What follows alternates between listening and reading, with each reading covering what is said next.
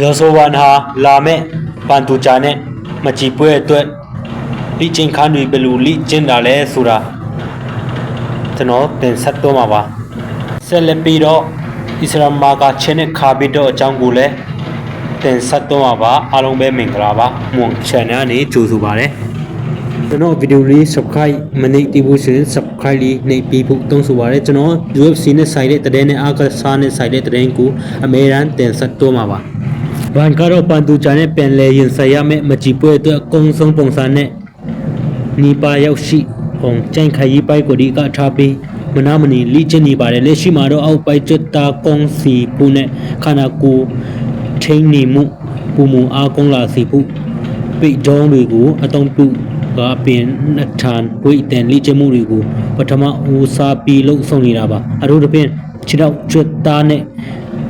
ခါဘီဦးတိုက်ကျွတ်သားတွေတမစီဖို့အတွက်ဒါမေဝိတန်တုံးတွေကိုကိုင်ဆောင်ပြီးရှိချီလန်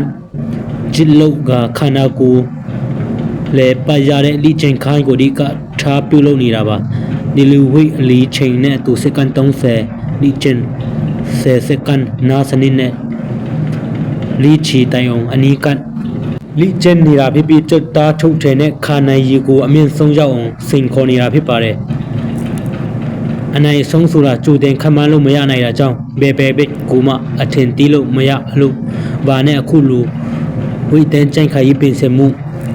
မကြည်ပွဲတဲ့ဘလောက်အထိတဲ့အကျိုးတက်ရောက်မှုရှိလာမလဲဆိုတာတော့ကျိုးဟဲ့အတွင်းမှာဆက်လက်ဆုံးကြည့်ရမှာဖြစ်ပါတယ်ပရိသတ်တို့ရောဘယ်လိုထင်မြင်ကြတာလဲဗန်ကပဲခပတ်ကာကွယ်နိုင်မလားဒါမှမဟုတ်ပန်တူချာကသူ့ရဲ့ခပတ်ကိုပြန်ယူနိုင်မလားဆိုတာဒီခုံစိတ်လို့ရှာကောင်းပါတယ်ဆက်လက်ပြီးတော့ကျွန်တော်တင်ဆက်ချင်မယ့်အရာကတော့မြန်မာဖိုက်တာတွေဘာဖြစ်လို့မုံမြင်တာလဲဆိုတာပြောချင်တာပါစွန့်လွတ်အနစ်နာခံမှုနဲ့ခက်ခဲတဲ့တန်ယူမှုတွေကိုမှမလုပ်ချင်တာမြန်မာဖိုက်တာတွေအများတော့အပြင်ဒီရဲ့ပိုင်းမြန်မာဖိုက်တာတယောက်ကလူမှုကွန်ရက်ပေါ်မှာစကားတခွန်းဟာကျွန်တော်တို့မြန်မာပြည်သက်တွေကြားမှာရင်လေးဆရာဖိခဲ့ရပါတယ်ထိုင်းနိုင်ငံနာမည်ကြီးမွေထိုင်းရမ်တခုမှာတို့ရောက်လိကျင်းနီရင်ကနေအစားတောက်အစင်မပီတာနဲ့ဘာတော့စကားခက်ခဲကြောင်းထိုင်းမှာစစ်မလိကျင်းတော့ပဲမြန်မာပြန်ပြီးပြည်တွင်းမှာပဲလိကျင်းတော့မယ်ဆိုတဲ့သဘောထားမျိုးထုတ်ဖော်ပြောဆိုခဲ့တာပါတာမန်အဖက်ခက်ခဲတဲ့ခုကိုရင်ဆိုင်ဒါလို့ထင်ရပြီပဲတကယ်တော့မြန်မာဖိုက်တာများစုဘာကြောင့်ကမ္ဘာအဆင့်ကိုဒီတွင်မှာပဲလုံပိတ်နေရတယ်လို့ဆိုတဲ့မင်းနဲ့စိတ်ရည်ရပြဿနာကိုအတိုင်းပေါ်ပြလိုက်တာပါပဲခါဘစ်စတန်တာအပါဝင်ရုရှားဖိုက်တာတော်တော်များဆိုကတုံပေါ်ကျော်လေးတွေကနေအင်္ဂလိပ်စာမပြောတဲ့အမေရိကန်ယဉ်ကျေးမှုကိုမတိပဲအဝတ်တစ်ထည်ကိုတစ်ခုနဲ့ရောက်လာခဲ့ကြတာပါအစားတောက်ဘာသာစကားနဲ့ယဉ်ကျေးမှုဒါတွေကိုကြိတ်မိခံပြီးကမ္ဘာချန်ပီယံအောင်စူးစမ်းခဲ့ကြပါတယ်ဘာသာစကားခက်ခဲကြောင်းမီဒီယာအင်တာဗျူးတွေမှာစကားပြနဲ့ပြောရသူတွေလိကျင့်ကြီးမှာလဲဒီလိုပါပဲဒါနဲ့စကားတက်တာနဲ့အစားတောက်မတူတာကသူတို့လိကျင့်ကြီးချန်ပီယံအိမ်မက်ကိုဘယ်တော့မှမတားဆီးနိုင်ခဲ့ပါဘူးတွန်းလွယ်အနေနာခံမှုနဲ့ခက်ခဲတဲ့တင်ယူမှုတွေခါစီမခံချင်ကြဘူးဆိုတော့မြန်မာဖိုက်တာတွေပါအကြောင်းကဘာမှာမောင်